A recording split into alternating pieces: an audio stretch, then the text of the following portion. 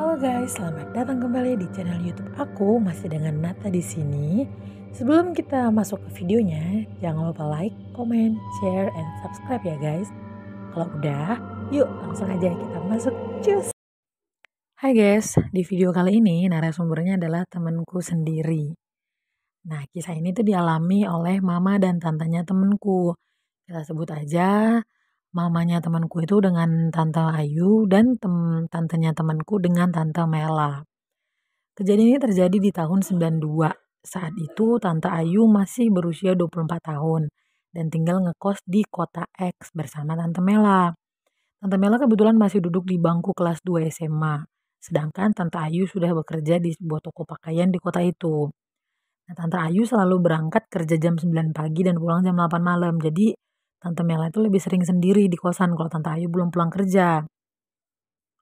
Bulan April di tahun itu juga, kosan mereka mau direnovasi. Jadi sama ibu kos, mereka ini disuruh pindah dulu sementara waktu sampai kosan mereka ini selesai direnovasi. Nah, beberapa hari mencari-cari kosan, mereka pun menemukan sebuah kosan yang berjaraknya nggak terlalu jauh dari tempat kerja Tante Ayu. Setelah deal dengan harganya, mereka pun mulai pindahan. Karena Tante Ayu ini kerja, jadi yang mesen mobil box untuk pindahan dan ngurus semuanya itu Tante Mela. Nah, setelah semua barang selesai dipindahkan, Tante Mel ini pun mulai beberes kamar. Jadi, supaya nanti kalau kakaknya itu pulang kerja, which Tante Ayu pulang kerja, semuanya udah rapi. Tiba-tiba pintu kos mereka itu yang memang dari tadi masih kebuka, belum ditutup sama Tante Ayu kan. Tante Mela belum ditutup. Ada yang ngetuk. Nah, Tante Mela pun ngeliat ke arah pintu. Nah, ada cewek cantik di sana. Yang kayaknya kira-kira seusia sama dia lah gitu, berdiri pas di ambang pintu. Terus si cewek itu nanya, kamu penyewa kamar ini yang baru ya? Kata gadis itulah kan sama Tante Amela. Nah, terus Tante Mela pun kayak, iya gitu kan sambil mengangguk. Terus ditanya juga kan sama Tante Mela, oh kamu tinggal di sini juga, nama kamu siapa? Gitu. Terus kan mereka kenalan kan, Tante Mela juga ngasih tahu, oh nama aku Mela, kamu tinggalnya di mana, di kamar nomor berapa. Si cewek itu pun memperkenalkan diri, namanya Ingrid dan dia tinggal tepat di atas kamar Tante Ayu sama Tante Mela. Nah, terus mereka tuh kayak berbincang-bincang lah gitu kan. Nah, karena asik berbincang-bincang, malam pun tiba. Nah, waktu udah jam 8 malam, si Ingrid ini pamit mau balik ke kamarnya dan langsung pergi berjalan ke arah tangga, naik lah kan. Nah, terus tunggu punya tunggu kan, Tante Mela kan sendirian nih di kamar, kok kakaknya nggak pulang-pulang gitu. Biasanya kan jam 8 udah pulang. Nah, tapi ini udah jam 9 malam, bahkan sampai jam setengah 11 malam Tante Mela nunggu, Tante Ayu itu belum pulang juga. Tepat pukul 11 malam Tante Ayu pulang dan ngejelasin ke Tante Mela kalau dia tadi ketiduran di tempat kerja. Jadi pulangnya kemalaman. Hari-hari pun berlalu begitu saja dengan Tante Mela yang makin lama makin akrab dengan Ingrid. Nah, suatu kali salah seorang penghuni kos itu, sebut aja namanya Mbak Friska, nyamperin Tante Ayu. Saat Tante Ayu mau pergi kerja kan nunggu angkot kayaknya di depan kamar, di depan pintu kan, di depan gerbang nunggu angkot dan disamperin tuh sama Mbak Friska. Mbak Friska ini bilang, kamu penyewa kamar baru ya yang nomor 10 ya? Gitu kan. Tante Ayu, oh iya, emang ada apa ya? Gitu kan. Terus Mbak Friska ini bilang, adik kamu suka ditinggal sendirian ya di kosan? Kayaknya suka bawa temen. Soalnya aku sering dengar adik kamu ketawa-ketawa kalau udah menjelang maghrib. Terus terus si Mbak Friska ini menambahkan, kalau bisa bilangin ke adik kamu, ada baiknya kalau udah maghrib jangan terlalu berisik takutnya terjadi hal-hal yang nggak baik. Mendengar kata-kata itu Tante Ayu pun sebenarnya bingung karena setahu Tante Ayu, Tante Mela ini nggak pernah bawa teman sekolahnya ke kosan yang baru ini karena memang jarak kosan yang baru ini dengan sekolah Tante Mela itu cukup jauh. Tapi ya karena mungkin Tante Ayu pikir, "Oh ya mungkin kali ada temennya yang mampir," Tante Ayu pun jawab, "Oh maaf ya Mbak, nanti aku tegur adikku," gitu. Malamnya sepulang dari kerja Tante Ayu pun menegur Tante Mela karena sering berisik saat maghrib. Nah, Tante Ayu tuh bilang gini, kamu jangan berisik kalau udah maghrib, tetangga terganggu. Nah, kalau ada yang mau sholat dan kamu berisik kan mengganggu namanya. Lagian kamu kalau punya temen itu ya disuruh pulang. Kalau udah maghrib, maghrib kok masih main ke rumah orang. Ya, gitulah kata Tante Ayu pada adiknya. Memang kalau kata si teman aku dari cara ngomong Tante Ayu ini kelihatan ketus, kelihatan agak kesel mungkin ya. Karena kan ya bener sih kalau ada yang mau sholat kan terganggu. Apalagi jam maghrib, jam orang yang mau sholat gitu. Nah, terus Tante Mela pun jawab, "Iya Kak, besok aku bilang ke Ingrid kalau mau main siang-siang aja, sepulang aku sekolah." Nah, merasa asing dengan nama itu, Tante Ayu pun nanya ke Tante Mela, "Ingrid siapa?" Dan Tante Mela menjelaskan kalau Ingrid adalah gadis yang ngekos di lantai atas kosan ini, pas di atas kamar mereka. Seminggu pun berlalu sejak kejadian itu. Nah, kembali Mbak Friska dan Tante Ayu ini berpapasan lagi di gerbang. Terus Mbak Friska ini kembali mengatakan agar Tante Ayu menegur adiknya lagi karena menurut Mbak Friska Tante Mela masih suka ketawa-ketawa dengan temannya saat maghrib dan baru tidak berisik lagi saat jam 8 malam. Tepat sesaat sebelum Tante Ayu pulang ke kos. Jadi mendengar itu kan Tante Ayu jadi kayak ini adik gue bandel banget. Itu kan kesel lah ya. Tapi dipendam tuh karena udah mau berangkat kerja dan adiknya juga udah berangkat sekolah. Nah, saat pulang kerja, Tante Ayu pun marah ke adiknya dan kali ini dengan nada yang lebih tinggi. Berarti kalau yang kemarin itu cuman ketus, ini udah bener-bener marah gitu kan. Dari teguran minggu lalu, eee, kok gak berubah gitu kan. Tante Mela yang hanya diam dan tertunduk lesu pun saat kakaknya memarahinya, ya mau gimana ya kan temennya juga nggak bisa dibilangin gitu. Tapi anehnya, sejak hari itu Tante Ayu ini katanya jadi merasa sering berhalusinasi menurut dia. Dia sering ngerasa ngelihat wanita memperhatikannya dari kejauhan saat pagi hari ketika Tante Mela udah pergi sekolah dan dia masih di kos dengan pintu terbuka. Sering juga saat dia sedang memasak tiba-tiba perabotan itu bergerak sendiri. Kadang pisau yang tadinya diletakin biasa aja gitu di samping. Gimana sih kita kalau masak ngeletakin pisau, tiba-tiba pisau itu berubah posisi kayak lagi nancep gitu loh di talenan gitu.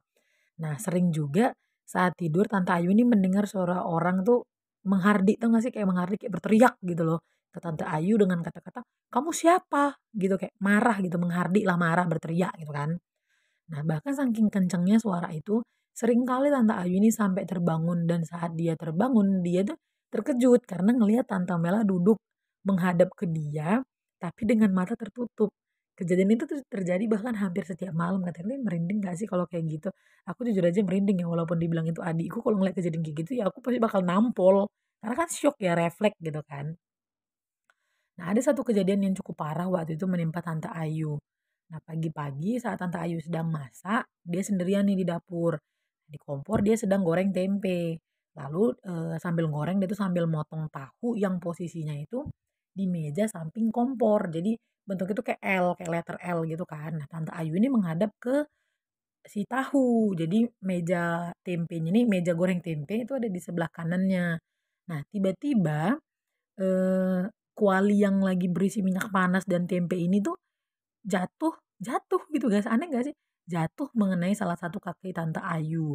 Jadi ya ya udah pasti kesakitan dong. Nah, karena kesakitan Tante Ayu pun berteriak dan membuat beberapa penghuni kos yang masih ada di kos langsung keluar menghampiri Tante Ayu. Nah, saat kesakitan inilah Tante Ayu itu, udah nggak bisa ini loh, apa, udah nggak bisa ngejawab semua pertanyaan orang yang nanya, "Eh, kenapa kenapa?" Gitu kan, banyak yang nanya. Udah nggak bisa jawab lagi, dia cuman, "Aduh aduh aduh," gitu. Nah, Tante Ayu pun dipapahlah menunjuk keluar kosan agar bisa dibawa ke rumah sakit.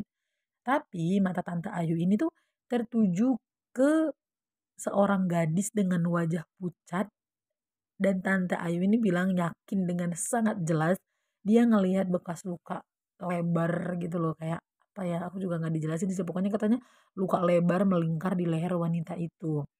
Nah, tapi karena sakitnya itu udah yang, gitu sakit panas apa gimana, perih gitu kan. Jadi Tante Ayu ini udah nggak menggubris wanita itu lagi walaupun dia sebenarnya takut, tapi dia udah nggak, "Ah, udahlah bodo amat," gitu. Karena luka bakar yang dialami Tante Ayu ini cukup parah, jadi mamanya Tante Ayu, which is neneknya teman aku, kita panggil aja nenek ya, datanglah ke tempat Tante Ayu untuk merawat anaknya yang sedang sakit. Nah, Tante Ayu ini dirawat di rumah sakit itu sekitar 10 hari katanya, baru diperbolehkan pulang. Nah, saat diperbolehkan pulang ke kos pun, nenek ini masih ngerawat Tante Ayu karena kan belum sembuh 100% ya. Jadi Tante Ayu ini libur kerja dulu. Untungnya bosnya ini baik, guys. Jadi dia nggak dipecat, cuman disuruh fokus aja dulu untuk penyembuhan, gak usah pikirin kerjaan gitu kan. Nah, disinilah Tante Mela Mela ini makin berubah. Nah, setiap hari dia selalu minta izin main ke kos yang ini, kos Ingrid yang di atas gitu kan. Karena nenek ini pikir, "Ah, masih satu kos kok, ya udah nggak masalah," gitu. Tapi lama-kelamaan Tante Ayu sama nenek ini mulai merasa ada yang janggal. Kenapa Tante Mela ini selalu main ke atas setiap maghrib dan pulang setiap jam 8 malam. Sama kan kayak rutinitasnya waktu si Ingrid datang ke kosan mereka kalau waktu siapa, Tante Ayu ini belum sakit kan. Ya meskipun udah merasa yang ada yang aneh, tapi Tante Ayu sama nenek ini masih berusaha berpikir positive thinking guys, walaupun udah aneh gitu kan, tapi masih positive thinking lah.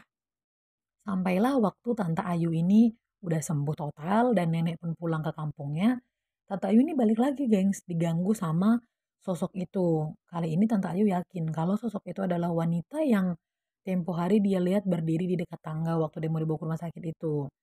Nah, Tante Ayu juga yakin kalau kecelakaan yang dialami yang minyak tumpah jatuh itu bukan kebetulan. Dia yakin kalau misalnya itu cewek itu yang menyebabkan karena nggak logika kalau kuali bisa jatuh sendiri dari kompor menurut dia.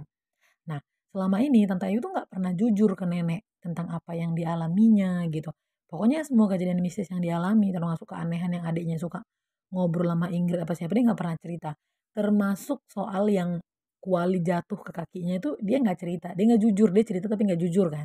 Nah dia bilang kuali itu jatuh dari tangannya waktu dia bawa. Dia megang kuali itu kan karena kepanasan jatuh gitu. Dia ceritanya kayak gitu.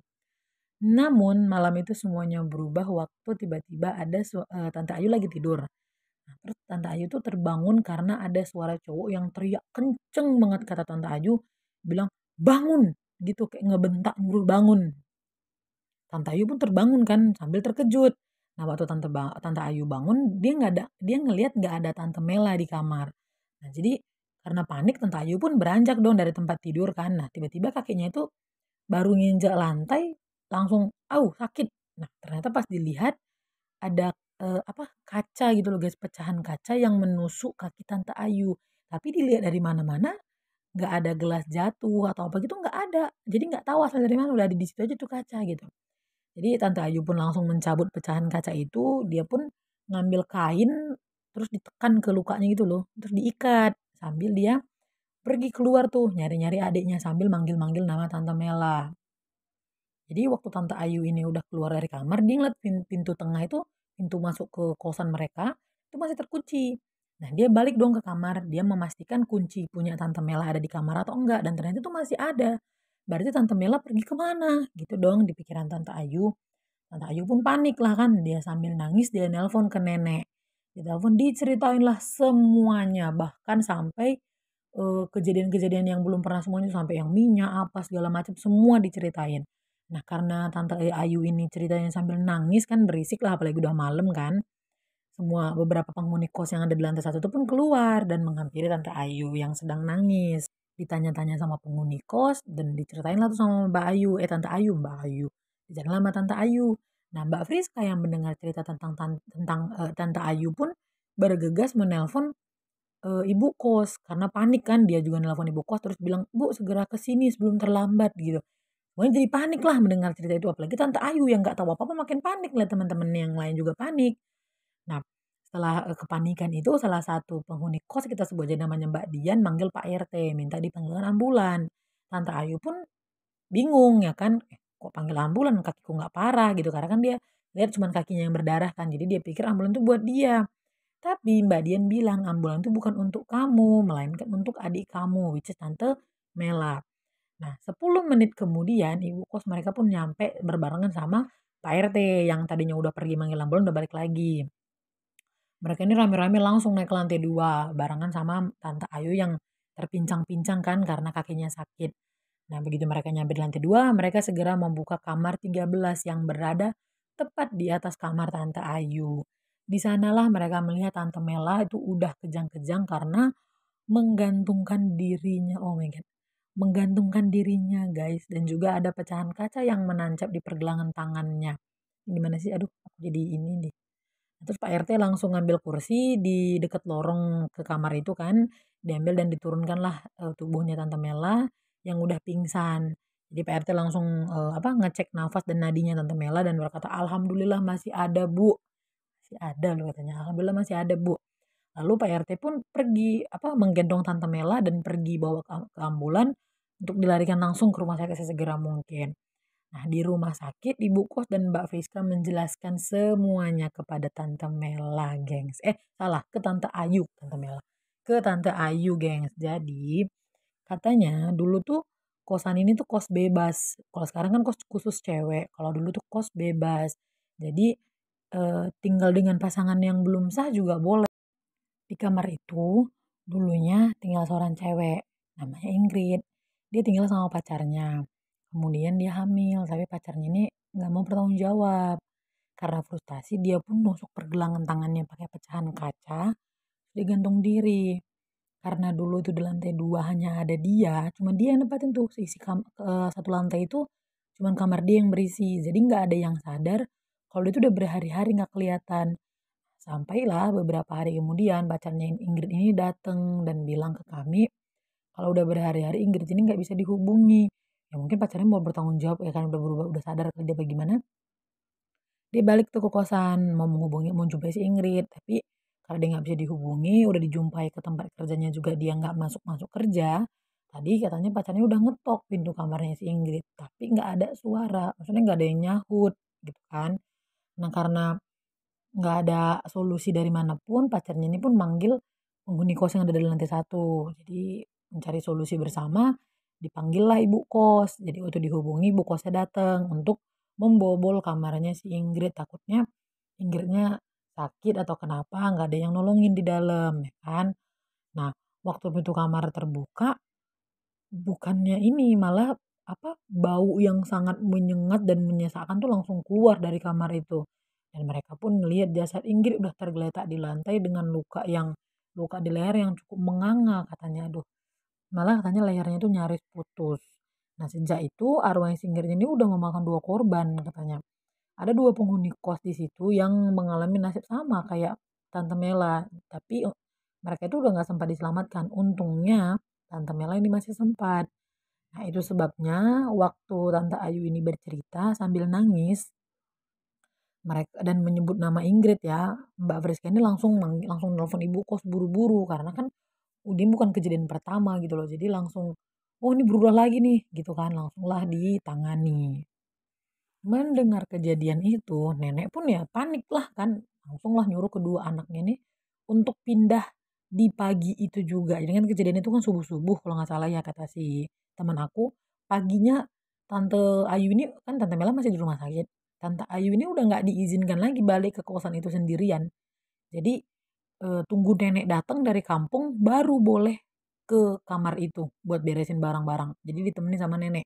Nenek udah nggak mau kalau adalah salah satu anaknya yang masuk ke kamar itu sendirian lagi. Dan jadi mereka langsung pindah kos di hari itu juga. Nah, tapi sayangnya kata temen aku, Tante Mela ini harus dirawat di kampung dulu untuk beberapa waktu katanya. Jadi Tante Mela ini sempat putus dulu sekolah selama setahun baru tahun depannya lanjut lagi. Karena katanya Tante Mela ini sering melamun, terus tiba-tiba menjerit-jerit histeris gitu, nangis-nangis terus menjerit-jerit. Untungnya setelah diobati ke sana kemari kan dan menjumpai beberapa pak ustadz, akhirnya Tante Mela pun bisa sembuh kembali seperti sedia kala. Tapi ya memang kata teman aku, Tante Mela ini masih sering ngelihat Ingrid sekilas dengan wajah marah menatap ke arah Tante Mela. Ya mungkin Ingridnya kesel kali ya karena nggak berhasil membawa Tante Mela menjadi korban selanjutnya gitu. Jahat sih nih si Ingrid padahal Tante Mela baik gitu loh pengen mau berteman sama dia gitu. Tapi aku juga nggak tahu ya awalnya Tante Mela ini tahu dia Ingrid ini manusia apa bukan gitu. Tapi kan jahat gitu loh. Arwah ini arwah yang jahat. Padahal kan dia meninggal gara-gara pacarnya nggak mau bertanggung jawab. Oh dia malah mencelakai anak orang lain yang nggak ada hubungannya dengan dia. Sampai udah makan 2 korban loh. Ini seandainya tadi Tante Ayu nggak bangun, Tante Ingrid menjadi korban yang ketiga loh, yang keempat meninggal di rumah itu. Kan sadis ya nih arwahnya si siapa Ingrid sadis loh menurut aku. Oke guys, itu aja kisah kita hari ini dari Tante Ayu dan Tante Mela. Jadi kita kirimkan doa juga ya untuk Ingrid supaya Ingrid ini tenang di alam sana dan tidak mengganggu lagi siapapun yang tinggal di kosan itu guys. Semoga pintunya ke alam selanjutnya segera dibukakan lah karena kan katanya kalau meninggal bunuh diri itu nggak diterima bumi katanya ya aku pernah dengar gitu sih katanya jadi kita bantu doa aja semoga Ingrid ini bisa secepatnya berproses proses lah kalau kata Mbak Sarah ya, Sarah Wijayanto, lebih cepat berproses gitu. Nah, kalau kalian suka video ini, boleh support aku dengan like, komen, dan subscribe channel aku. Kalau kalian punya kisah mistis yang mau diceritakan juga boleh kirim ke email yang udah aku tulis di deskripsi di bawah. Terima kasih dan sampai jumpa di video-video aku selanjutnya. Bye guys.